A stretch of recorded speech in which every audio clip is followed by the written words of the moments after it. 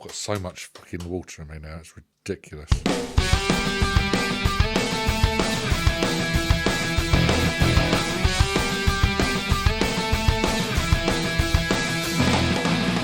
Hey Space Cadets and Airheads, welcome to Season 3 of Not 40 Just Blank. It's a radical and righteous podcast in which each episode we take you back to the bodacious 1980s, looking back at news, TV, sports, film and music of a single year of that bitchin' decade. It sounds mega. So come and join us on our latest gnarly journey, dudes, as we head back to the 80s, the decade that fashion forgot, right here on Not 40 Just Blank.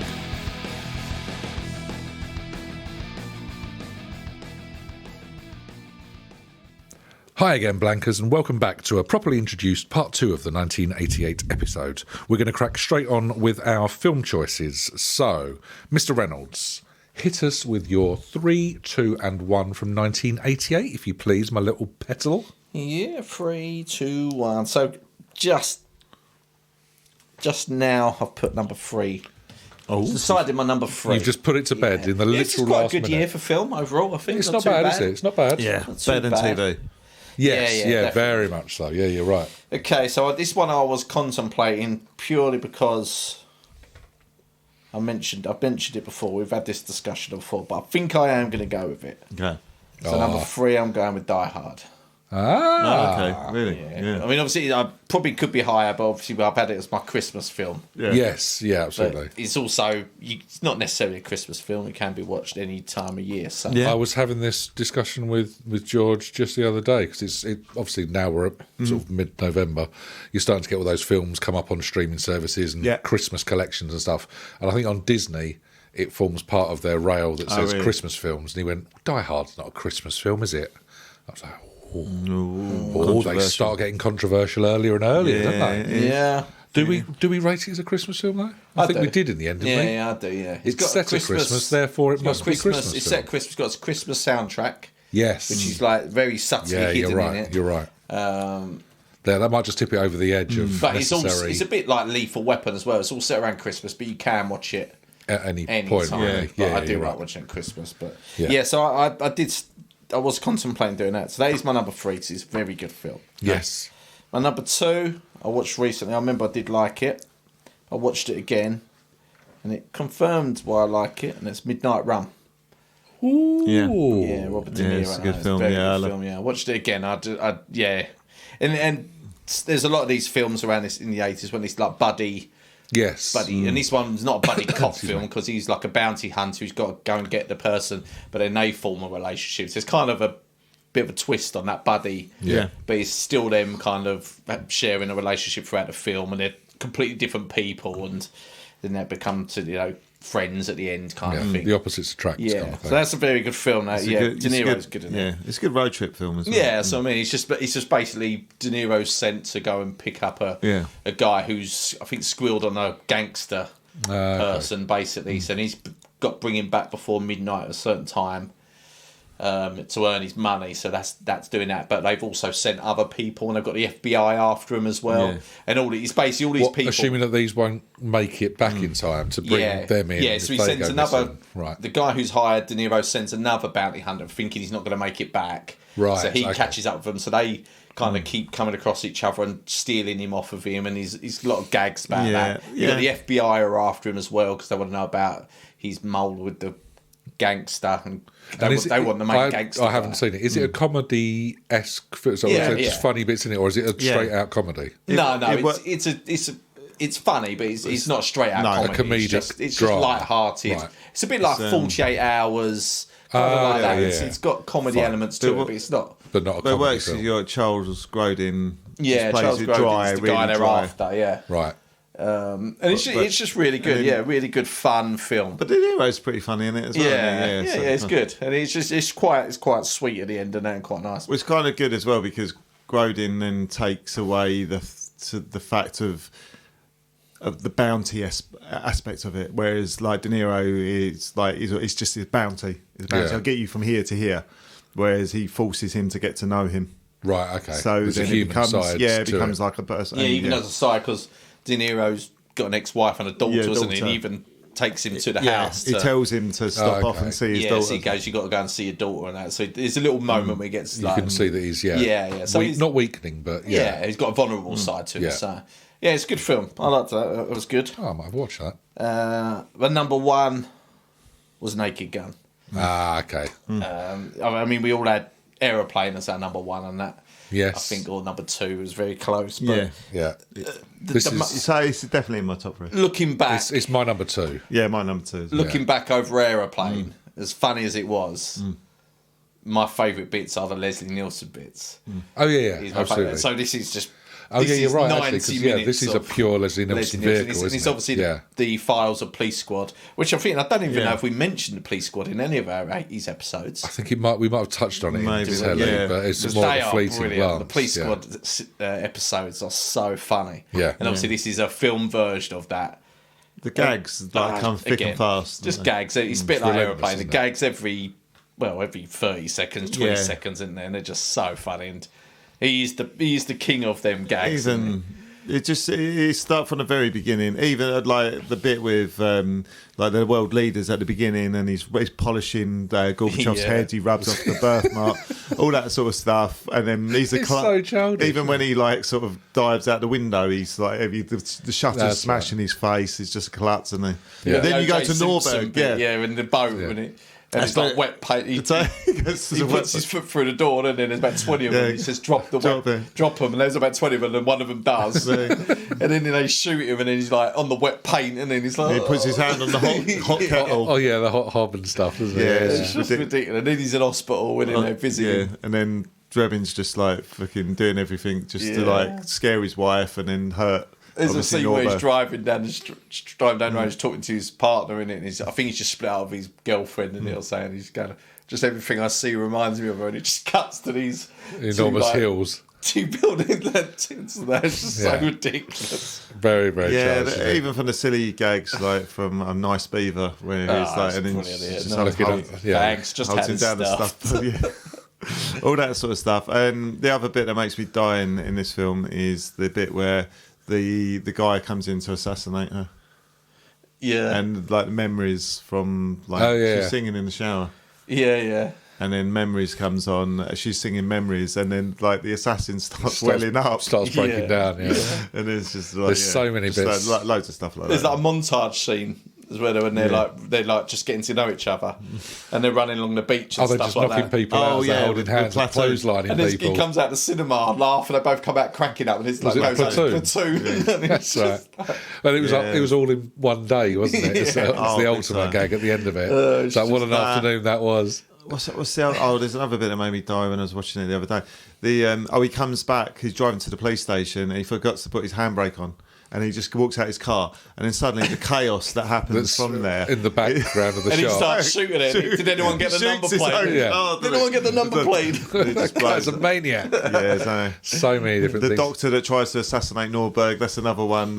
Just goes through, explodes about 3 different times, lands on a nuclear weapons trailer, and that doesn't explode, and it ends up in a fireworks sort of factory. It's all blown up, and he just turns to the crowd. There's nothing to see. There's fireworks going off. He's brilliant. He's so funny. He's a genius. He was a genius at that deadpan comedy. Yeah, that right. Yeah, but it helps that he was an actor, wasn't it? A straight actor to do that. I could it kind of, I don't know, reminds me kind of. I think my dad used to like that comedy, and I kind of just used to love it. And the gags are so obvious and so stupid. Yeah, but I could watch them all the time. You really like them. Yeah, they don't particularly age. And that's how I kind of got to this. I think we do this quite often, but if you gave me these three films and said you can watch them now, one of them, it would just always be Naked Gun. You'd do Naked Gun. It's just easy. Because again, they were an hour and a half maximum, weren't they? It was just and I'll always laugh. Digestible. It's a bit like Only Fools and Horses. You can watch it all the time, and I laugh before the jokes are coming because I know what's coming. It's the greatest hits of gags, isn't it? Essentially, it's like when he kills the Japanese fighting fish with the pen behind the back, and then the pen's impervious to water as well. Yeah. It's just so many stupid things. So Naked Gun, my number one. I'm glad it makes all of our lists. So you're 3, 2, 1 just for confirmation. So Die Hard number 3, Midnight Run 2, and Naked Gun number 1. Lovely. All right, Del, let's move to you. So we know your number 2. Number 2 is Naked Gun. Yeah, it could have been number 1. I'm in an R about it, but let's do my 3, 2, 1. So 3 is Beetlejuice. I love Beetlejuice. Oh, nice. It's dark, it's funny. And it's just different as well. And I think I don't remember another Tim Burton film before this, and it kind of set it up. I always remember this sort of being a favourite at the rental shop. Like, we get it out like about 2 or 3 or 4 times, and again, just Michael Keaton's performance, little silly gags with the man with the shrinky tiny head, different things like that. It just how like Alec Baldwin and Gina Davis are like terrible at scaring.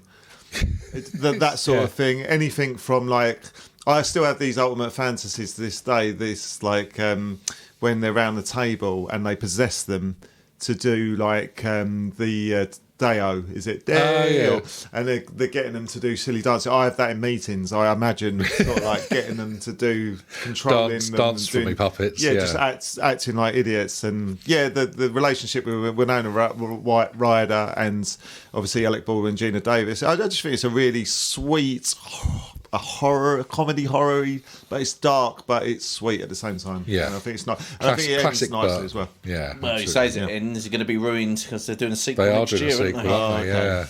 But it should be a standalone. And again, Michael Keaton's brilliant in it because that was the first introduction to him. Again, quite a few actual thing he mentions on this actually nominal.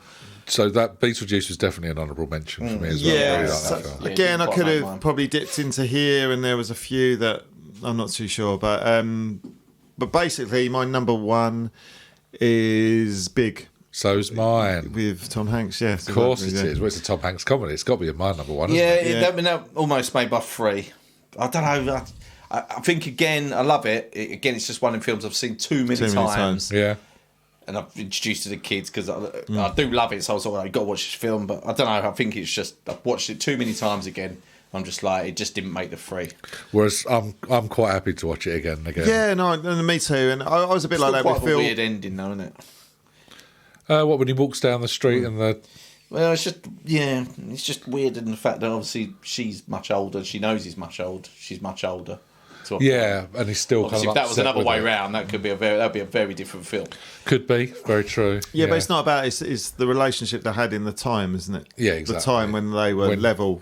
Yeah, she fell in love with the childishness. I think there's still a point when she does realise. Well, because she knows it's going away, and she knows she fell in love with the human being, the soul, so to speak. Exactly. So it's, I don't know. That's where I kind of see it. Yeah, no, I get it. It's just she knows that she's going to lose love essentially, and it just so happens that was what the love was. Yeah. Well, she wanted that childlike. Also, she did fun in her life, didn't she? Really? Yes. Well, also I love the message of the story. It's about like him wanting to be big, like thinking adulthood is this big sort of like win sort of thing, and then when he finally gets there, he realises it's not. It's just the value of friendship, isn't it? Essentially, friendship. All the things he misses out. And don't be careful what you wish for. Well, exactly. Stuff, isn't it? You had a few kids like that. I remember growing up, and they just wanted to be older than what they were, didn't they? What, a few people that turned into? Like, no, but like, just kids. They just wanted to be older than what they were. Yeah, of course. And you my daughter. Now you just think, no, just enjoy your childhood. Don't. Yeah. You got a lot of time for being older, haven't you? Just exactly enjoy your childhood. Don't. But they won't listen. Also, the endearing quality that he had as being a man, a man-child, basically.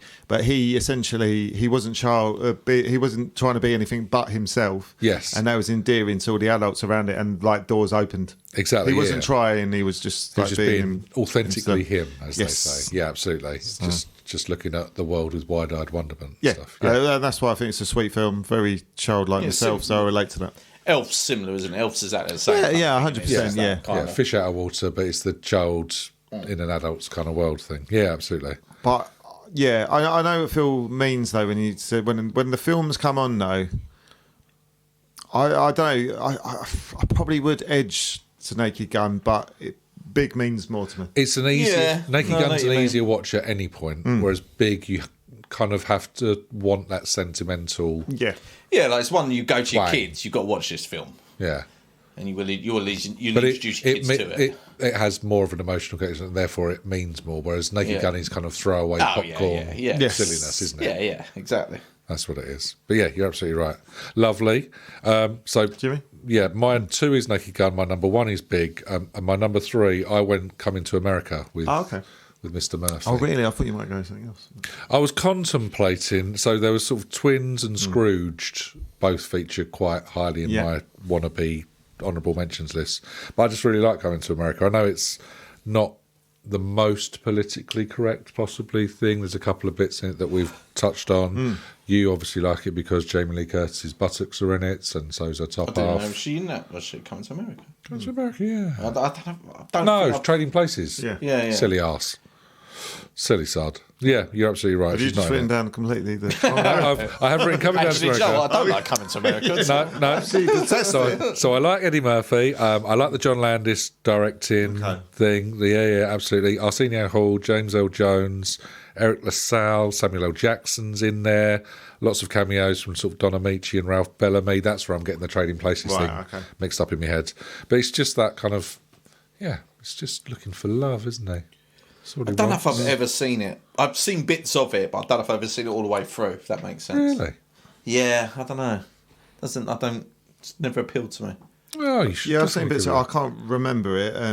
He's the African prince, isn't he? That gets sent to America. I remember it being on when I was young. I think my sisters might have got it on video, but I just don't ever remember watching it. There's just every now and again. It's Eddie Murphy. It's just Eddie Murphy as a vehicle for Eddie Murphy being kind of doolally crazy, because he also plays a couple of other silly bits in it as well, doesn't he? But 100%. It's really good. I enjoy it quite a lot. Number 2? No, nor should anyone. But yeah, it's nowhere near as good as either Naked Gun or Big, so hence why it's in at number 3. Cool. But yeah, honourable mentions wise, we mentioned Beetlejuice, mentioned Scrooged, that was right up there for me.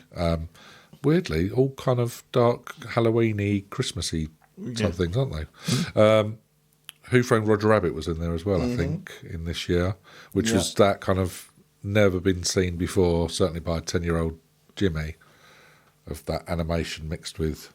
Yeah. That was fucking bizarre. Yeah, Jessica Rabbit was hot. I mean, possibly the hottest cartoon character going. Got to be in it. Yeah. Got to be in it. Got to be up there, right? I mean, we're talking 35 years ago, aren't we?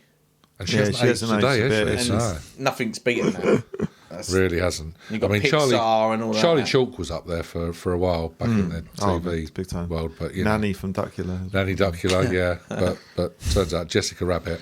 Woo! Fox. Hubba. I got Bloodsport. Nearly made my top 3. I mean, that's quite a jump from Who Framed Roger Rabbit. Oh, yeah. It's a good film. I did used to love Bloodsport when I was young. I used to love anything. Which one is Bloodsport? Is that Van Damme? Yeah. We've talked about it before. I think I told you it's all complete bullshit. What, Van Damme being an actor? You're absolutely right there. No, so it's based on a true story. So the whole way through, it's like set up as in Frank Dukes. Actually, this guy called Frank Dukes, actually went to Hong Kong to do this kumite, this illegal tournament. Right. Turns out it's absolute bollocks. Oh, shit. It never happened. So it was all. But the story does that make it lose something then? Now you know a little bit. Yeah, the acting was. It was done in such document style. Honestly, but this is almost in my comedies actually, because it's not meant to be a comedy, ludicrous. But it's so funny. It's just great. It's entertaining because it's so bad. Films are like that. Yeah, they're all that. That's why I love it. I used to love it when I was younger. The bit where the thing in his eyes he can't see, and it's like it's just a bit of sad. Yeah. It's like breakdowns, and it's just brilliant. Anything from Chinese guys geeking off, like saying "Okay, USA," it's really sort of cringy. Full cheese fest. You've got like one of the betting guys. He's pretending like he's American, but he's still like got quite a thick Chinese accent. So again, nothing seems to work, but it will work. It does work, if you know what I mean. So yeah, it's the 80s. It's the 80s. Everything's all right in the 80s. It's all fine. It's all absolutely fine. Yeah. What films you got though? Fish Called Wonder. I really like actually Fish Called Wonder. I don't think I've ever seen that all the way through. I was never a fan of it. I really like it. Kevin Kline. As a British film, I really like it. It's because Jamie Lee Curtis, isn't it? Yeah, that was Jamie Lee just find it it's just nice. It's endearing. I find sometimes British comedy is a bit wet, but this wasn't. Yes. It had a bit more to it. So I like this. Is that because of the brought in of Kevin Kline? Kevin Kline, Jamie Lee Curtis and stuff. Plus Cleese and Michael Palin's good as well. Yeah, he's good just because if it was just outright with a stutter. If it was just outright British actors doing it, it wouldn't have been the same sort of. Probably not. It's a good mix, and the fact of they always play off on the stereotypes of British and Americans. So there's like Kevin Kline always giving like the British shit about their stereotypes, and then Cleese and I don't think Palin really does, but there's always that sort of the loud American type stereotypes and that brashness, and then the British pomposity, niceness, and that. So I just find it quite fun. Dirty Rotten Scoundrels as well. That was a close one. See, I watched that again because we spoke about that last time. I think for a little while. Yeah, and I remember liking it, and I watched it again. It's so slow. Is it really? Oh, yeah, okay. It's a good hour before it gets funny. Oh, okay. It's same with Gorillas in the Mist. Yeah. Yeah. No, it just wasn't. Yeah, it wasn't as funny as on the second watch. It wasn't as funny as I remember it being. Yeah. It really took a while before it got going. Oh, okay. Yeah, until the poachers come in. Exactly. It's like, everyone ends up with a nice ashtray. Yeah, it was good. It was all right, though. Straight holes. Any more? Bull Durham. Oh, okay. I had that. Is that Costner? Of course it's Costner. Of course it's Costner. Does he get his buttocks out in it? I don't know. Do you know what? I've started to watch it. I'm halfway through it. It's quite good. But we haven't seen buttocks yet. Not yet. Not yet. Hoping for a big second three basbaseball films. Yeah. So he did Field this of and obviously Dreams. Field of Dreams. And then there's another one in the 90s. Can't remember what that one was called. Swingers. Yeah. There was a film called Swingers. There was, isn't there? My Massive Bat. Swing, bada, bada, bada, bada. Then you had the Cryfest Beaches. Cryfest Beaches. All the women love beaches, didn't they? Oh, Cryfest. Do you know what I thought the actual film was called Cryfest Beaches? I was like, I've never heard that in my life. No, the old you mean the Bette Midler? Yeah, all the mums. Sally Field. Love watching that, all don't that. Yeah. Oh, okay. Wig Beneath My Wings. All that. Oh, lovely. Young Guns. Did you say the wig beneath my The wig beneath my wings. Young Guns. Rain Man. I watched that as well. I like Rain Man. It's all right. It's got a really weird ending though. Just like ends suddenly. He just pisses off. Are you sure you're He taking just gets on a train. Then Tom Cruise is watching him, but he just goes. See ya. It's just like Done. What a weird ending. It was bizarre. Yes. But it's quite good. Cocktail. Tom Cruise was busy that year. It was, wasn't it? There's some proper 80s like the Moonwalker, Child's Play, that sort of. Like, oh yeah. You don't quite know what's going on. Yeah, They Live. I had as well. That's a funny film. Tequila Sunrise. No, I didn't have that. Okay, that was Harrison Ford. That was the follow-up to Tequila Mockingbird, wasn't it? Was it Mel Gibson, Michelle Pfeiffer, and Kurt Russell? Ah, right, okay. Yeah, so it's all twins. Twins. I like twins. He screams 1980s films to me. Yeah, he does. Kurt like, Russell. What's the Big Trouble in Little China? That sort of thing. He's just got that. Tango and Cash. Yeah, It's got exactly. to be next year. It's got to be, yeah. next year. The twins was there. I like I'll twins. tell you what, I might have to watch Tango. I'm looking forward to that. He's already there. Tango and Cash. See, I might have to go home and watch Twins. I haven't seen that since 1989. Have you not seen Twins? No, I love Twins. Oh, I really love Twins. I'll have to go and watch it again just to see DeVito and Schwarzenegger act. It's quite sweet. I watched it not so long ago. It's quite sweet. Delightful. Yeah. This is your night, bro. There's all that stuff. But I kind of like it at the end where it's a sweet, yeah. Find them it's a sweet ending. Settle down to, They just it's fuck. All your films end up with fucking, don't they? I don't know what it is at the end where like it's Danny DeVito. It sets me off every time. Like as in crying, not as in gets me hot. I'm 2 packs of tissues in before I know where I am. I lose my shit. Hell of a film. Yeah, no, he sets me. It's when he realised it. She realises they're their sons. And it's when Danny DeVito goes, he does like a mama. Like a mama? Yes, I know exactly. But it's like so childlike. Yeah. It's like, but it's so believable. It's like the first time he's ever been accepted in this, isn't it? I get oh my God, it kills me. Oh God, stop it. I remember that exact line. So emotional. Might have a little cry now, in fact. Moonwalker, what the fuck was that about? Was that the Michael Jackson film, which was weird? Computer game. It was an odd time, the 80s, wasn't it? Let's be honest. A Crocodile Dundee. That was the last one. Was that in No, sorry, number two. Crocodile Dundee 2. Number two, yeah. Or you four, can't remember. Yeah, it turns out a lot of the follow-ups weren't the greatest. It was all right. It was just money spending, wasn't it? Essentially, It was all right, did a nice job.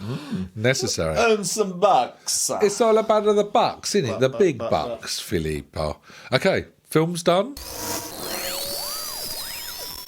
Right, gentlemen, let's move from film to music of 88. Del, you lead us out on this one. What you got?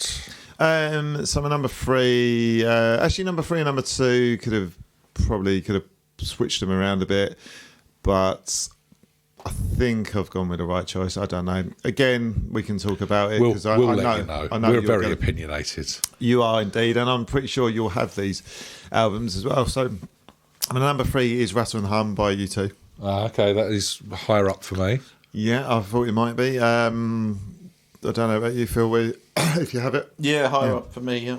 Okay, so again, if we talk about the standout songs, Desire, Angel of Harlem, I like Hawk Moon and Love Rescue Me, Love Comes to Town. It's a really great album, actually, but it frustrates me a little bit. That's why it's so lower down. What's the frustration? It's just the fact of just do a studio album. Don't it's annoy that hybrid me. Don't annoy me with the live plus, stuff. Yeah, you're right. See, I'm the same. Exactly that. Because the original songs are really good, actually. Yeah, it is. They got, 7 or 8 on there? Yeah. So you have to do 2, 3 more. I know. And you've got a studio they're not album. far away, are they? No. And that's what it's a really odd album, isn't it? Because like you say, it's like a little live track here. And then studio song, or like good. Then it's back to another Dylan live cover, track. a little cover, and then like you got Desire and Angel of Harlem, and All I Want Is You. All I Want Is You. They're great songs. Van Diemen's Land. There's a load of good ones. They could have done 2 or 3 pre-average songs, and that would have still been a really good album. Bulk it out, and yeah, absolutely. And I think that's I'm the same. It just frustrates me. It's a bit of an odd album. They did that presumably for the film that accompanied it. Yeah, I think they the come documentary. Because they come under a lot of controversy for this as well, didn't they? Doing this album, I think. Why is that? I think again, it's just. I think they were selling out. It's like a sellout thing. Yeah, exactly. It's like you've only done this to do the film. Did the film come first, and then you just went, "Oh fuck it, let's just do these 3 extra songs." Was this around the time when they were like playing on top of the record store and like the Beatles did and stuff like that, wasn't it? Like going on bouncy castles and with the flame with their shoes on. Yeah, exactly. Bastards. Everyone knows that's a no-no. Bastards. Again, that's why it is so like not low down, but it's number 3. But fair play to him because maybe they took a risk, but I didn't know that until Phil said that it was all done for a film and that. So I thought it was them just trying to take a risk, be a bit experimental, but no, obviously not. So we go to number 2. Number 2 is REM Green. So I know obviously Phil probably has it higher. Is it higher for you, Mr. Reynolds? Don't know. I can't tell you. I can neither confirm nor Jimmy, deny. are you an adult and can be... It's not in my list of 3. Is it not? Okay, fair enough. It's an honourable mention because it is a good album, but it's not up there for me. And again, like Phil can give it a bit more love than I possibly can, but I really like it. Orange Crush, Stand, You Are Everything, Get Up, Hello Pop Song, 89. And there's one song that drives me fucking bananas on here. It's Children's Song. It's him talking about, I think he's singing about him, but it's really down and he's talking about being bullied. The Wrong Child. Is that the song? Yeah. Oh, they're staring at me and they're laughing at. I'll come back to that. Okay, I was actually going to. It's emotional. It's Phil's favourite song of all time. This has gone bad. I'm going to have to referee a fight between you two now. Yeah, it reminds me a little bit of like, oh my god, please don't. Please hammer hurt him. But anyway, but apart from it, it's really great album. Upbeat, fun. Really liked it. Apart from that song, about kids. Like I say, infuriates me. Only a wanker would like that song, wouldn't they? No, I don't. With the rest of the album, Reynolds weeping. I don't get his hopefully Phil can put some light on it. I don't get his place in the album. If the rest of it is, as you say, all upbeat and all the rest of it, then it's a weird swing, sort of isn't it? So you would hope it's there for a reason because they're quite careful with how they placed their albums and the tracks on them. Usually, like I say, I hope Phil proves me wrong. Whoa. Don't you worry about that, young man. Brilliant. So I've got I had about 3, obviously, nominal mentions, whatever we call it. I can't even call it nominal. Honourables. Yeah. But we can call them nominals. Nominal. And the nominations. Nominations. Phenomenal. So they could have possibly gone on. But my number one is Straight Outta Compton by NWA. Oh, look at you, hard hitting Richie. Yeah, no, I am. I just down the kids, motherfucker. Yes, exactly. Yes. He only put that album in just so you would do that impression. As ice cream put it over Hold iced tea over there. Old ice, yeah. Iced latte. Ice, yeah. So what is it about NWA that appealed to you? It's very upbeat. It's witty. It's political. It's funny. It's a bit naughty. It is that. Do you know they do all the cussing and the effing and the jeffing, don't they? Parental advisory sticker on it. It's one of the first ones I remember. Yeah. But it's street poetry, however you want to sort of place it. But it's just informative. It gets it's a good way of getting your message from out on the street in a certain situation, and telling it how it is in a way where people probably didn't have so many voices back then. So it's a good way of, I think they were like the first real sort of like rap band, whatever you want to call it, to come alive. There was obviously ones before, but they were really hard hitting to the point. Yeah. Very controversial. And even though like I love their lyrics and like some of the stuff, I don't particularly talk like it. Like Phil does. Phil does, but yeah. I never really wanted to put a foot in someone's ass, but did you not? I thought about it a couple of times. They snap your foot. So Phil's already like shocked as those naughty boys. No, but they're like different things like that. But it's like, again, a lot of the stuff I can't relate to it, but I enjoy singing along to it. Would this have been just before? So Boys in the Hood was what, 91 as a film, is it? And then like House Party, yes, Kid and Play, and all Kid the rest of it. Kid and Play. You also had a big album from Public Enemy that year as well. Also gave you, excuse me, Ice Cube, Dr. Dre, Eazy-E and Ren, if that means anything. Ren. Indeed, doodly. Yes, Ren Hen. Ren Hen. Speaking of Ren Hen, that's the 3-2-1. So that's my 3-2-1. So there you go. Beautiful. Let's see what Ren Hen Reynolds can make of it. Yeah, so I struggled with this one to be fair this year. Didn't get much out of it. I had sort of 3 albums, and that was around it, wasn't it? I'm the same. So my number 3 is Temple of Low Men by Crowded House. Yeah, there's a nominal mention. Yeah, it's got like songs that I Feel Possessed, Into Temptation. Yeah. When You Come. Did he really just do that?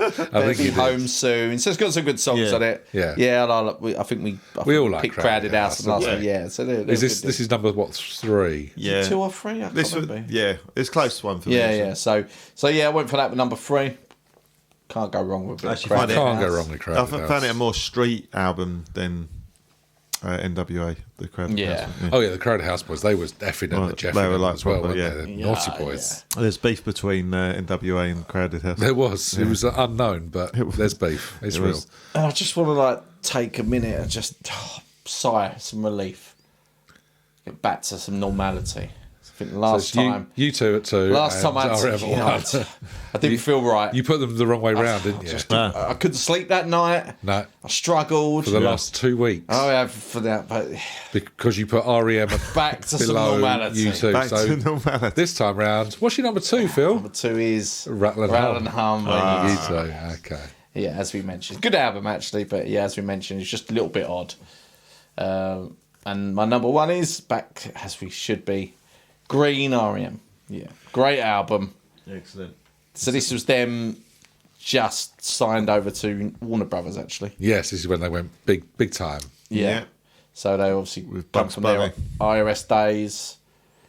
And a lot of companies come after them, actually. But they decided to go with Warner Brothers because they were being assured artistic control. Okay. Which is what they wanted, really.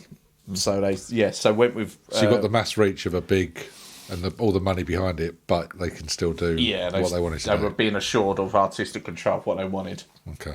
Cool. Yeah, and they did a pop album, really, didn't they? So, like I say, Pop Song 89 started with Get Up. They actually changed changed a lot of instruments. So they all swapped around. So Bill Berry was the drummer, went on guitar. Peter Buck did drums. Mike Mills swapped, because they wanted to kind of just get that raw sound again, and as if a new band, freshen it up a little bit. So they did that. So that was quite interesting. Yeah, and it is a really... See, Green, for me, it's kind of an album that gets lost in their discography. I don't know why, but I've listened to it again, and obviously quite a lot over the last couple of weeks, and it is a really good album. I don't know why it gets lost, but it's great, and it's got some really beautiful songs on it. Beautiful. Pop Song 89 and that. So you've got the pop side of it, and then you've got beautiful songs like You Are the Everything. Yeah. The Wrong Child. Yeah, okay. Beautiful song. Give me your defence on The Wrong Child. So The Wrong Child. I heard it was boring and downbeat and a bit dour. So I get what Dell's saying. He's kind of out of theme with the pop side of it.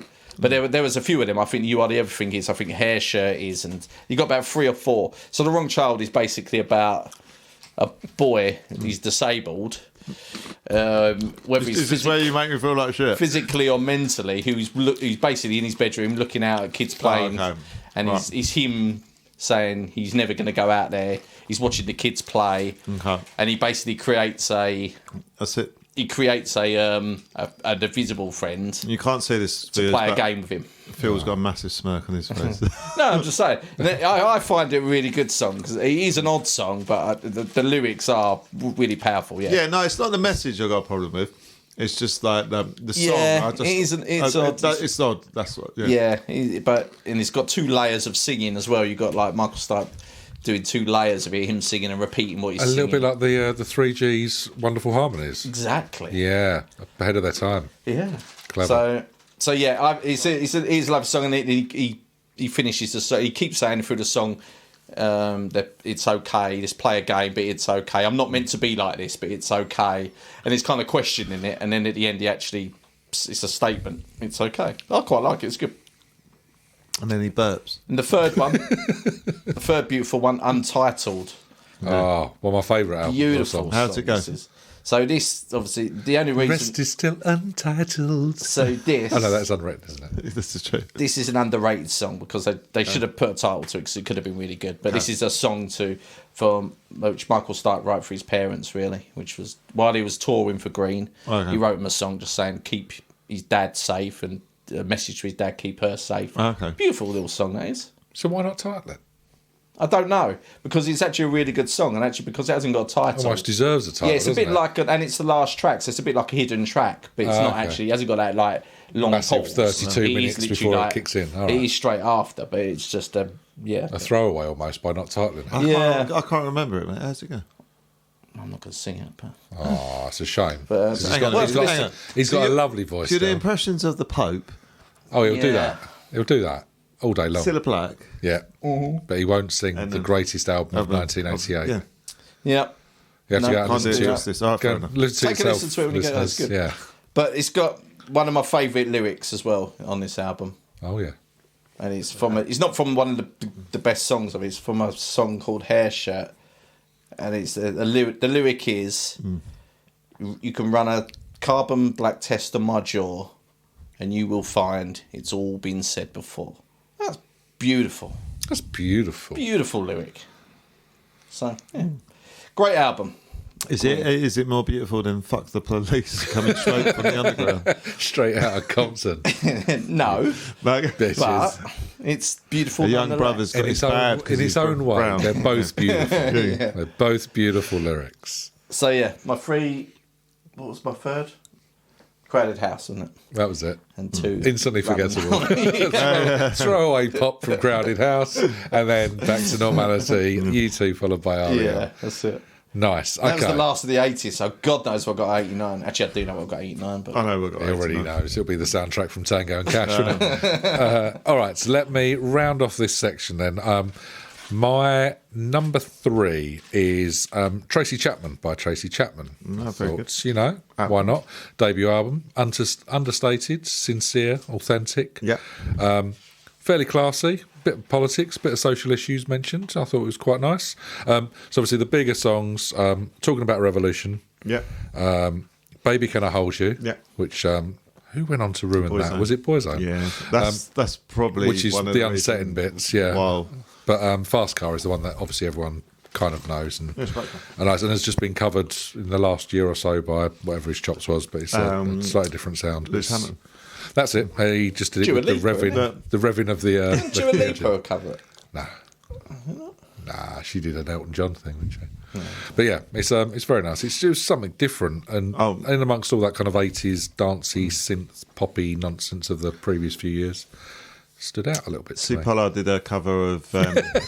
She did. You've got a nice ass. She really You've did. Got a nice singing ass. about Steve Davis. Yeah. Did she ever do anything else after that, Tracy Chapman? Follow-up album. She's still knocking around today. Is she? I saw her on BBC News this very day. I don't She know married her about. husband Lee, and they just settled in Yorkshire. Yeah. Gave her a fat lip. What? Sum 41 album? It was a bit of wife beat. Wasn't it? Oh yeah, it was. Yeah. How did we get onto wife beat apparently, from Tracy Chapman's debut album? Honestly, you two, honestly, just nightmares, isn't you? Yeah, sorry, mate. All right, let's get back to. Yeah, no, it's just, I really like the album. The other reason why I didn't pick it was because an ex-girlfriend played it to absolute death. So okay, so you've got that kind of connotation associated to it. Yeah. Yeah, she. Another thing, she said she was going to kill herself. I was going to say, is this the one who said she'll crash into? Yeah, crash into a wall at 25. She listened to Fast Car. Yeah, so. Oh my God, man. That's the way to go, baby. Yeah, you can understand why it doesn't quite make the 3 down. Yeah, and that seems reasonable. I was so upset when I'd met up with her recently because I found out she didn't drive into the wall. She didn't do it either. Yeah, she didn't follow through. She was a liar as well. Have you met her recently? I'm joking. No, she's fine. She's fine. She's alive and well for all those people. Great news. That's great news. So that's number 3, old Tracy. My number 1 was actually Rattle and Hum, but just because of the studio tracks, not the live bit. I must, in the same way we've disassociated like Michael Jackson, the man with Michael Jackson, the album, I've disassociated U2 with the live nonsense. So you think sex offending and live music similar? They're almost hand in glove. Criminal fact. Smooth criminals, in fact. So yeah, ignore the live stuff and the weird bits and pieces that supported the rockumentary. So like the Peter Sutcliffe studio album, you can totally. That one is a great album, but his live work is not so hot. Sandwiching in between Tracy Chapman and Peter Sutcliffe's debut album, Rattle and Hum by U2. Number 2 is going to come as quite a surprise to you two. It's quite a step for me to admit this, but back in 1988, I quite liked a bit of pop. Oh, I know and where you're going with. I've gone. Jason. Oh no, I've gone with Push by Bros. Really? Oh, really? Oh, Yes, I have. Because why the hell would you not? This was pop and then some. Double denim, Grolsch bottle tops on the boots. I mean, they had a look. They stuck to it. Was it Grolsch, was it? It was Grolsch bottle tops, wasn't it? So, yeah, debut of yet another manufactured boy band. But there were some half-decent tunes on there. If I say, when will I be famous? When will I be famous? I mean, already you're singing. Yeah, you can break into It's a brass. good start, yeah. Yeah, but I won't ruin R.E.M. I can ruin Bros. Oh, okay. How dare you? You can't ruin that. You can't ruin Drop the Boy. Yeah. I know that one. Drop the boy, drop the boy. There was a lot of that kind of noisy outbursts sort of from like- him, wasn't there? That, Yeah. and then there was, I mean, in fact, that the song. ballad. Are you going to talk about the ballad? Well, Did I do Silent Night? I Owe You Nothing is when he gives it the and all that business. There was I Quit, but Cat Amongst the Pigeons. That's what I was going to say. The ballad. The ballad of all ballads. That drove the ladies cray. There's a cat amongst the pigeons. I mean, it's a wonderful little album. Pain in my Bum, heart, yeah. somewhere. But yeah, it was just one of those things. And I went with me back then, not me now. Was you a Brossette? I was not a Brossette, but I was very much envious of those. Because you had the blonde hair then as well, didn't you? I did. Well, I had hair for a start off. And it was blonde. Jacket as it was well. blonde at the time.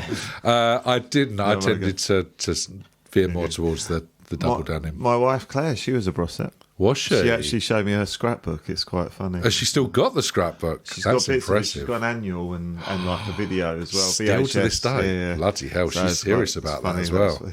But yeah, it was a little bit about. I was like, ooh. They were like- when I was listening back through it, suddenly went, actually, that's not half bad. Yeah, as for pop like goes, very yeah, pop I manufactured don't mind, nonsense. It was all right. It wasn't, fab. But there you go. It's They were like- it's quite a three, isn't it? They were Tracy like- Chapman, Bros, and U2. You too. It's something for everyone. I like to 80s. think exactly. They were It's made- all over, that was. They were like made for smash hits when they like. That's exactly what it is. Yeah, absolutely. Oh, they were always on smash hits. weren't they? Like haircut Yeah, of the that's it. year Yeah, and all the denim rest of it. boots. Yeah. Do you remember that? It's Denim most boots. fanciable male, Yes. always, Yeah, always Magos, until like the New Magos. Kids on the Block kicked in, and then Yeah, they started to then there was dominate. Old news, wasn't there? Old news, Yeah, exactly. but were Bros around that long?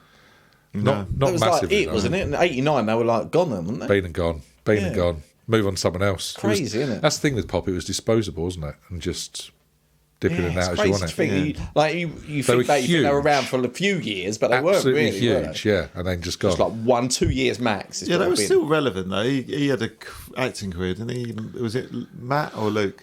One of them acted and one went into like musical theatre, didn't they? Yeah. And stuff, did a lot of Broadway stuff, Yeah. moved out to the States, and then the bassist Craig just disappeared into the remnants, I imagine. You he know, might he have been producing became or like a something. manager or a producer or something. I can't remember Yeah. what he did. But have you ever seen the documentary about Ross? Yeah. Yes, Yeah, yeah, it's that funny, was isn't a couple of It's years back, wasn't it? It was interesting, interesting. Yeah, absolutely.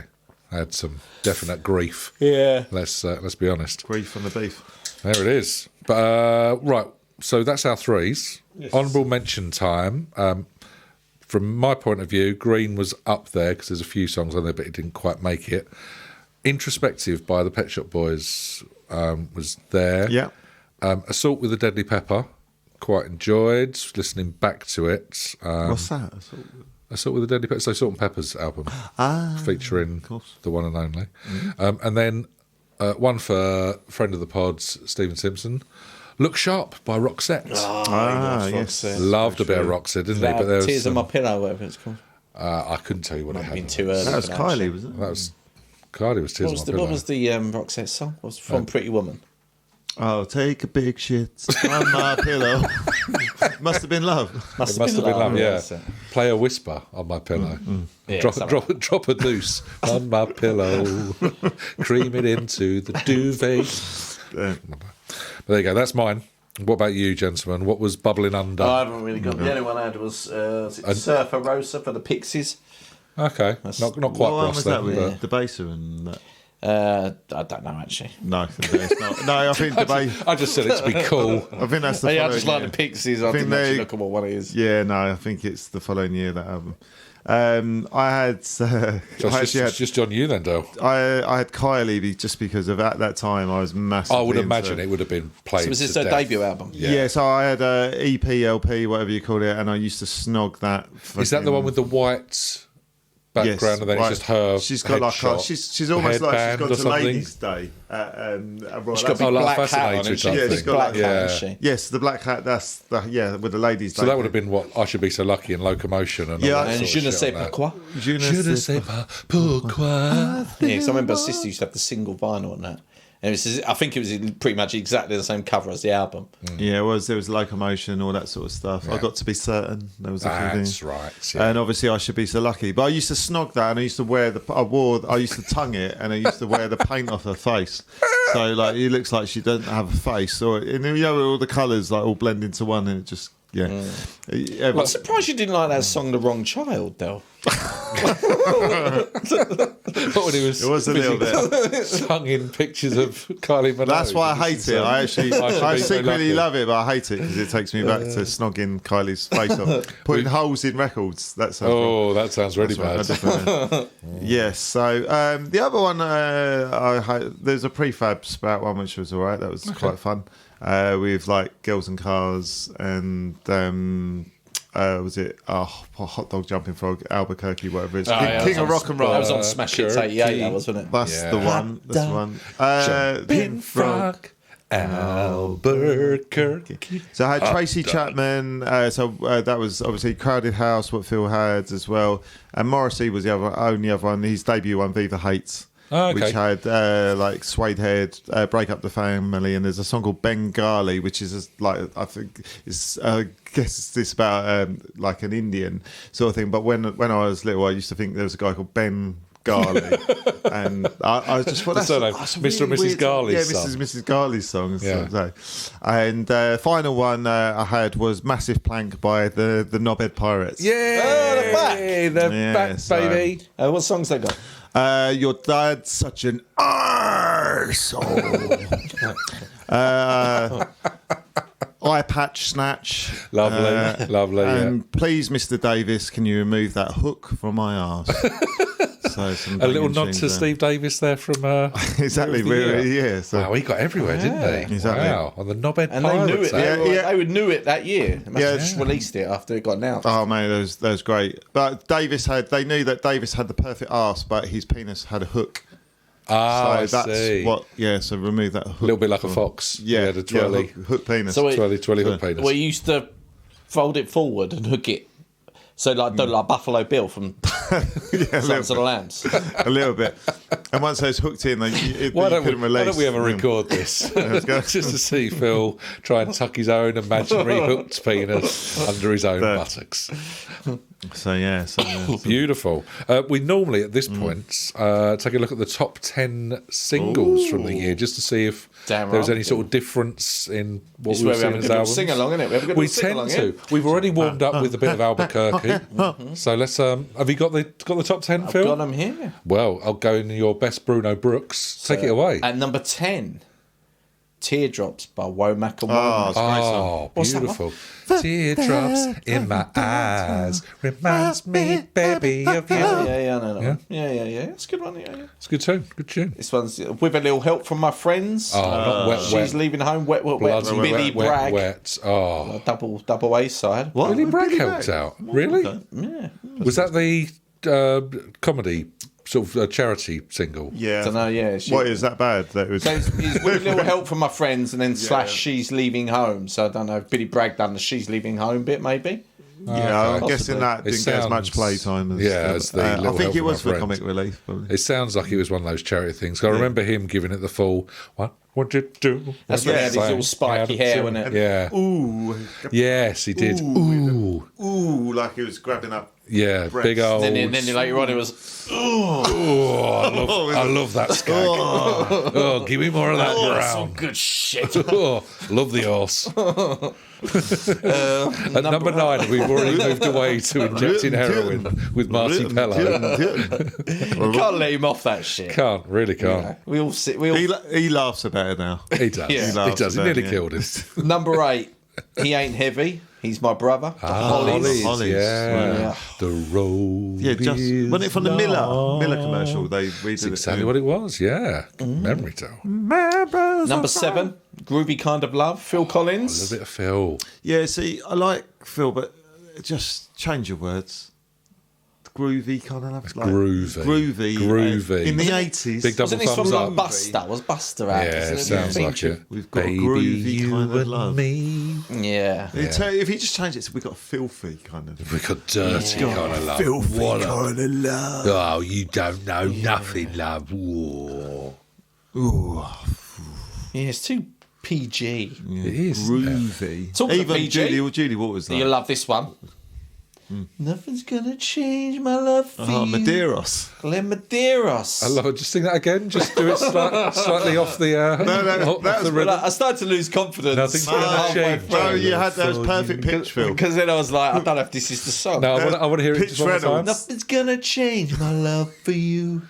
Say it. You Yeah, no, want you to got know the- how you hit the next much I love Yeah, that's you. it. Yeah. I remember the video, isn't it? You remember Glen Medeiros Island? Yeah, how could I forget? Just that old white suit, wasn't it? That old white linen suit, was you took me there, you put a blanket down, you made love to me. Sweet love. Damn right. Sweet love. It weren't a groovy kind of love as well. It's a dirty kind of None of love. that Phil Collins. Me, you and Glen Medeiros. What an absolute treat of an Oh, here's afternoon. another classic, this one. Go on. I think we're alone now. Ah, Glen Medeiros. Who was that? That's Tiffany. Oh, was it? Yeah. Oh. Tiffany from EastEnders? I think we're alone now. There it is. Now I remember it. Ah, we got some. Then now we're getting. So this is Number what three. top Number four. three now. Ooh, okay. 4. Oh yeah, 4. Sorry, yeah, you're right. Yeah, especially for you. Is that only number 4? Kylie and Kylie Jason. and Jason. Jason? Jason. Sean Connery. Jason Connery. Jason Connery. Jesus Christ, Kylie. We should definitely Kylie. release such as a single. Especially for you. Just sing us a little bit of Sean Connery. Especially for you. Stick it in Oh, my- that we're going to release as a Christmas single. Especially for you. Jason, stick it in my stinker. Jesus, Kylie. I should be so lucky. Well, funny you should say that because number 3 is I Should Be So Lucky. Only number Kylie 3. Minogue, yeah. Bloody hell. I should be so. You'll never get number 1. Oh. Number He'll 2. never get his title back. Number 2. The Only Way Is Up. But yeah, yes, it's the a plastic great song. population. Yeah. Right That- now, the only That way I is do remember Essex. as like a proper school disco song, wasn't Yeah. it? It was like you'd stand on chairs and just jump at that only point. way- yeah. The only way now the is next song I wouldn't say is a disco song. Is it not? No, I'll be surprised if you get what number 1 is. Jesus. So Kylie, I would have thought I I mean, would be so lucky. some of them are so big. It's not that. It's not the Time Lords, is it? Oh, pump up the volume. Oh, no, that was last year. I'll give you a Mars. clue. It was a Christmas song. Oh, Christ. Back in the 80s. Is it the Band-Aid second one? No. They did a like. Oh, I tell you who it's going to be. It's going to be that fucker Cliff Richard, isn't it? Oh, Oh, which one did he do? That wasn't the Millennium was it thing, was it? Christmas on Lord Spread. mistletoes and wine. Mistletoe Mistletoe and wine. Number Oh, 1. fucking hate that Number song. 1 song of the year, Mistletoe and Wine. And that would only have come out like 2 weeks before Yeah. the charts closed, really, wouldn't it? Yeah. So that outsold I Should Be So Lucky. Apparently so, especially for And you. Kylie and Jason I and think all the we're rest of it. alone now. Bloody hell. Nothing's going to change my life. Which for you, had no basically way. half a year to sell all of its singles, and then Cliff comes out Come along. and twats it in There's a 2 massive weeks. shit in the snow. Bloody hell, he really ruined Christmas, didn't he, that prick? He did, didn't he? Yeah. When are they going to find him out as being an absolute wrong'un? That's the question. Sorry, If you'd like to help James Hegwine out on his I see campaign what- to find I shouldn't- Chris Cliff Richard I shouldn't into let a bit my personal feelings get in the way of this podcast, should I? But Cliff Richard is definitely a wrong'un. And you heard it here first, folks. You did, indeed. From Philip Reynolds. The lawyers should address all letters to Philip Reynolds. That's Philip Reynolds. Lovely stuff. Any more business from music before we close don't think so. this section down? No. Lovely stuff. Right, chaps, before we finish off this part and therefore the full 88 episode, let's take a dip into some more letters and emails. We'll do 2 or 3 again and then we'll send you out into the night. First up, where are we? We're from Celine Pion. And she says, which or what reality TV show would you like to be on? This can be a real one or you can make one up. She's quite happy, old Celine, either way. So, reality TV show would you like to be on? Del, I'm going to come to you first. There's a smorgasbord of them. Do you fancy a bit of Big Brother? Do you fancy some Survivor? No, it's going to be a new one. It's going to be called Inflatable Pricks. Okay. Tell us about the concept of the show. So what it is, you get a load of celebrities armed with spiky, say like, I don't know, ice skates, or like they've got sellotape darts to their fingers, I don't know, whatever. Something spiky, something they'll catch. Weaponised bits of the body, almost. Bits of the body, and they're sent out to children's parties to absolutely ruin them. To decimate bouncy castles. And to try and get away with it. Oh, okay. So yeah, but, or should they? Or should they be shamed? Just be like, you know what? To hell with it. Let's go for it. Or arsehole celebrity, like you've got the beef with Cliff Richard. Yeah. Maybe load him up with ice skates and spikes. Let some angry mums come down them and rain their terror upon him. And after that, give them a shit. Yeah, let's do that. Yeah. Oh yeah, can one of you have a birthday party and invite Cliff Richard, and we'll get this thing going. I'll record it. It's fine. Sounds interesting. Mr. Reynolds, what about yourself? Can you beat inflatable pricks? Or no, I don't think I'd make one up. I can't be bothered to think of something. It's too long in the tooth. I'm too far gone. That'd probably be something like... I'm 6 beers in. I quite like... I don't care anymore. I quite like Married at First Sight lately. I've been watching a few of them. Oh, yeah. They're quite interesting. Yeah, that'd be quite good to go on. So, as a married man, you'd like to go on a show where you get married to someone else? I'd like to go on Bigamy, please. Just get arrested on the aisle. As soon as you go down, it's like, has anyone got any reason why this can't go ahead? And Claire's standing there. Yes, Bigamy. The fucker is already married. So it just makes me laugh how they've just met this person and they all through the process, they just go, "You are my husband, you're my wife." You think, yeah, but you don't know the fucker. Really, you don't know him. Only in name. Yeah. He's baffling, how they think. I've never understood it. I'm surprised I've it's really not never understood it. Been put through like the mental health thing, because I'm sure there must be a lot of aftercare. It's quite a big sort of like. There's that one, and there's what's the other one? The Love Is Blind thing, where they have to date through a wall type thing, and you can only get to see the person once you agree to marry them. It's like, what the fuck? Are you mental? Yeah, that's quite. But I get that at least you build a relationship, rapport, via it. Whereas with this thing, Phil, that you're going into knowingly married, you immediately marry this person. It's the first interaction you have with them, and you so that's the way forward for me. No, I just think it's an interesting... That's how I start my second life. It's an interesting... I like it. Just it's bonkers. It's utterly mental, isn't it? I just love Bigamy. It'll be either that or X Factor. Bigamy. Well, you will have an X Factor. The year Leona Lewis. So I'd just like to see how far I could push her. You'd like specifically into 1 year. The one with Leona Lewis. How far you could push her? What, like to suicide? Off a cliff? No, I reckon I'd have been close to beating her. Oh right, okay. Oh right, okay. I thought you meant like you as a mentor. Or something. No, that's the way I thought of it. How far I can push her? So you're a competitor on the year that Leona Lewis won the X Factor. Pit Whitehouse. What song would you sing as your final song that you release? What year was she? 2009? Something ghastly. Like yeah. Maybe, for what it's worth. Probably. Let's just say yes for the sake of. What song would I have sang? Or would you have done an own composition? Perhaps? Yeah, could I mean, yeah. Market's closed. Closed market. That was. I love the fact you've invented a different song entirely. How do you reckon you deal with Cal? Well, no, I quite respect Cal's, But so if you turn around and go, that was bullshit. Yeah, but it's just for the cameras. Yeah. Behind, he would come and he'd go, you actually feel that was sensational. It's going, I only said that because I don't want him getting you. Me and you, record deal. But okay. We're going to smash the charts together. Yeah. I mean, what's Leona Lewis done since? Nothing. Yeah, little Christmas song here and there, that's it. Very true. I don't know what she's doing at all, but you're going from strength to strength. Exactly. I just got a picture. Has she got a podcast? No. Fuck all she has. I mean, everyone's got one. Turns out everyone's fucking got a podcast. I just got a strong image of Phil in the Sunday papers with his arm around with Cal and just going, Phil and Simon take on the world.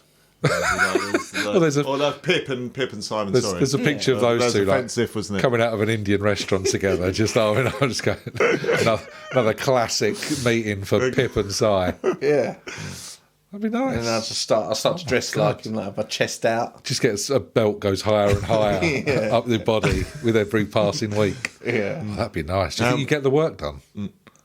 You and Simon getting like Botox together. Yeah, I've got an interest. He has got some. He's really for it. Yeah. I don't think we're on unstable ground with that one, are we? It's quite clear he's had some work done. Okay, fine. Yeah. What was the question that you were going to raise there, Dale? No, I've got an interesting thing. Phil brought up chest out. Ask me at the end of the show. After the mic, So when we do the questions, when we do the wrap up, well, you can do. I mean, I feel like I want to ask you right now. What's he going to ask?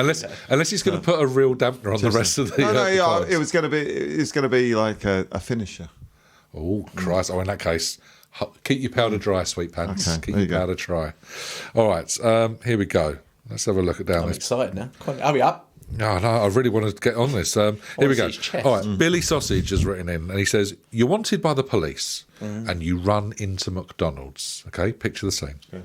How do you best disguise yourself from being captured with what you have at hand?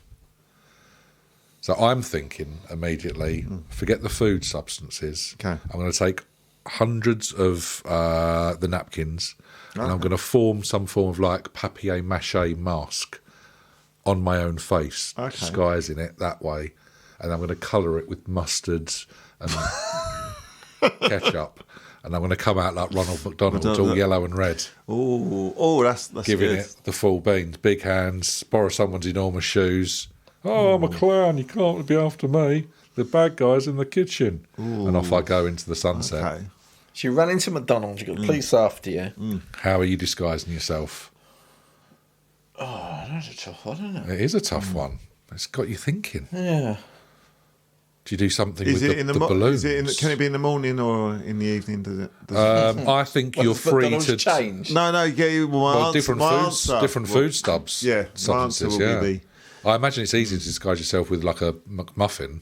That's what I was going than with. it is with a sloppy fillet o' fish, for example. I was thinking of creating a massive, giant sausage pate, so to speak. Lovely. Immersing myself in the pate. Inside of it, you're getting into the food. Into the food, and then I need the label of a Pip Whitehouse record on the front. Yeah. I need Simon Cowell to be in there at that particular moment. Right, I mean, we're looking for a lot of hope. Lift me out, have the strength to lift up a grown man who's covered inside of sausage pate. Yeah. With Pip Whitehouse record on it, and nice. him to come out as if it's like a photo opportunity. Like a record launch kind of thing. For Phil's lovely. And then you escape out while the flashes are going off of the paparazzi. Yeah. You dive out the I back get of away, but I just get chased by the police dogs because I stink of sausage. You smell absolutely fucking delicious. That is a risky exit manoeuvre, but I enjoy it now. Mr. Reynolds, you've heard I don't know. two good ideas, perfectly legitimate. Trying to hide myself in, I don't know, probably like a large apple pie. Getting absolutely burnt to Kingdom Come. 9,000 degrees. He's just dived inside. Go away soon. he's slowly burning alive. When are they leaving? Just don't walk out. I can't hold it no more. There he is. Excuse me, sir. I believe that sausage, that apple pie just screamed. Simon Cowell just comes out just going, I can't work with this. You're rubbish. I'm out. I'm gone. What's the matter with you? You absolute maniac. Oh, my days. Lovely. 3 very disparate answers, but totally work it. Right, let's do one more for good measure. Here we go. Carly Custard has written in, and she's said, if the Not 40 Boys were a boy band... we spoke about this. I mean, we've already covered some good ground on this already, but if we were a boy band... what would we call ourselves? So we know you're a single sort of solo artist at the moment, Phil, Pip Whitehouse. We know that we've done some great work with some covers of the Bee Gees. Yeah, the 3Gs. With the 3Gs. Yeah. But would the 3Gs be our final working title? No, 3Gs is just it's a side project. It's a Bee Gees cover band, isn't exactly. It's more for weddings and bar mitzvahs. Need our own identity, don't we? Exactly. So... is it just us? Do we need a fourth member? Is Barry in? Producer Barry's there. We need some harmonies. He can hit those highs. So we've got the 4 of us. What are we called? It's a tough one. That is a tough one. Any thought starters? Quite lame, but do we go like the E17 side? Do we call us SS7? SS7. Cheeky. Keep it with the postcode, but it's not really. Yeah, it's been done, isn't it? I mean, obviously, you 3 are SS7 boys. Technically, at heart, I'm an SS13, but now I'm SS6. SS6. So, we should just call ourselves SS. No, because that's the Nazis. that's the Secret Service of the Nazis.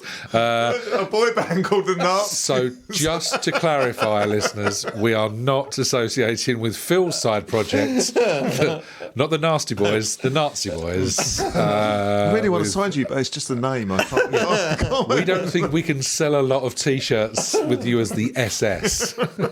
Just big swastikas. Certainly not through Eastern Europe and beyond. Oh dear, right. So, whilst Phil's doing more of the design work, Del, me and you, I think, should settle on a name because Phil's an absolute liability, it turns out. What about... the Street Wankers? Yeah, interesting. Postal Cheese. Postal Cheese, okay. I'm just thinking of things that we might have covered previously. The Pontypandy Massive. Ooh, which I quite like. Yeah, the massacres. Back to the SS. I mean, we're never far away from danger, aren't we? Let's be honest. Oh, danger. I like something in danger. Danger spiders. We're dangerously faulty. Oh, yeah. Oh, 45 and 40? 40 vibrate? No. 40, did you say 40 vibrator? I was going to say it. Yeah. Yes, he did. So we got the SS, the 40 vibrators. Tough one's kind of a name for it is, isn't it? Because it's got to encompass all that you're about, an ethos, a vibe.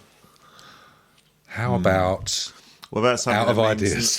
Something that means nothing, but could mean everything. Oh, interesting. Like the Tipex. Tipex. Of course, those Tipex. The limp pandas. Arthritic camels. Oh.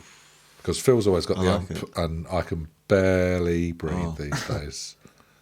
Del can go ages without pissing. What about Jude? The stinky bumholes. Oh, there you go. So like we're that's more a grunge band, a pop punk band type thing. Grunge band, stinky bumholes. Well, I mean, what kind of music are we playing? I think we can cover most things. That's the beauty of the stinky bumholes. Oh, it's really stinking, isn't it? How about the skid marks? Oh, the skid marks. Yeah. Skid marks. Skids. Has the skids not been done? I don't know, is it? Probably. With a Z? With a Z. You're so cool. Yeah, so cool, man. Who's in the marketing team? Just Phil. He just puts a Z on everything. Just because it's cool. The kids love that shit. Laugh it up. It was so like, would this work, guys? With a Z? Yes, that's where it is. Oh my God, Pip, until we have a different idea, it's the skids with a Z because we are cool.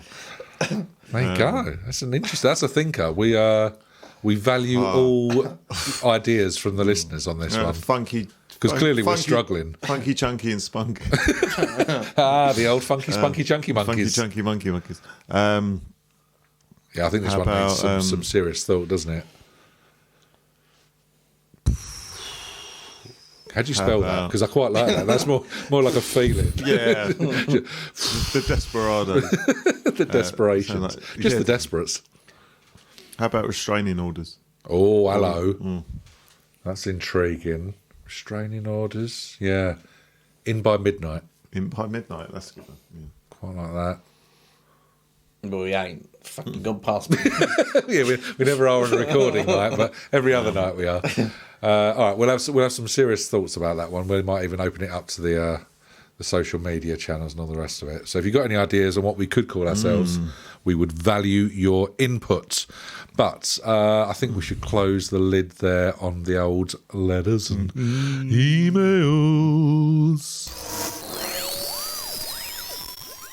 Right, that's game, set and match, everybody. It's it for another episode. 88 has been dominated. Well done, gentlemen. Final thoughts? So final thoughts would be, I mentioned a bit earlier, so I'm going to come clean. I'm wearing a certain top tonight. So Phil talked about chests earlier, and I want you to kind of... You got right said Fred's vest. No, almost. Is it a picture of Phil's face on a I'm wearing t-shirt? a certain jumper, right? So I want you to go how much cleavage I've actually got on my jumper. So I want you to tell me where, sort of roughly, to stop. I know this is like a visual thing, Well, so you're wearing a jumper that's obviously low cut. We've got to guess how low cut it is. Okay. It's a V-neck. Is it V-neck? So currently, Del is wearing, just to try and paint the mental image, he has a super dry hoodie on that is zipped through the middle. But underneath you've got a jumper all other brands available. So what have you got, like a Peter Davidson Doctor Who cricket jumper? That's what you've got. I might not. I might have a tiny bit of cleavage. All right, let's do this slowly. Let's build the tension. Del, you can start to unzip your cardigan, and we'll say when. Oh my God, it's still going. That is at least 3 inches. That's 5 inches now. I can see 7. I can see fabric. Oh my Lord, Richard Dello, that is a deep ass V. What the fuck are you wearing? That is one of Claire's jumpers. He's wearing one of his wife's all the way. scoop neck jumpers. Is that really one of Claire's? Del, here's the question. Why the fuck are you wearing your wife's jumper? Just because I wanted something warm but convenient. And not just that, why does Claire will grab her tits out? It's as fucking low as you like. That is outrageous. she's still secretly a brossette. Down at heart. But what happens if tonight was the night that she met Matt Goss and she's not wearing her favourite top? Is that really her jumper? Huh? Is that really her jumper? Yeah. Well, did you wear it on purpose, I'm hoping, just for that? Not to talk about on the podcast, but just as in it's a bit chilly. I didn't want to wear a t-shirt, but it's still warm. It's not quite fit. So you've chosen that as an actual fashion accessory? Not to choose to wear it. I purposely wore this over the top. But why wear it underneath? But before it's warm, because it's quite thick. Because it's like a t-shirt's it's got a bit of thickness. So you still got it's only that bit. If he's all right with it, we're going to take a photo of this top, and it will be posted online. If he's not, we're still going to hold him down and take a photo. So either way, look out for the photo online, about everybody. You boys pinning other men down. But yeah.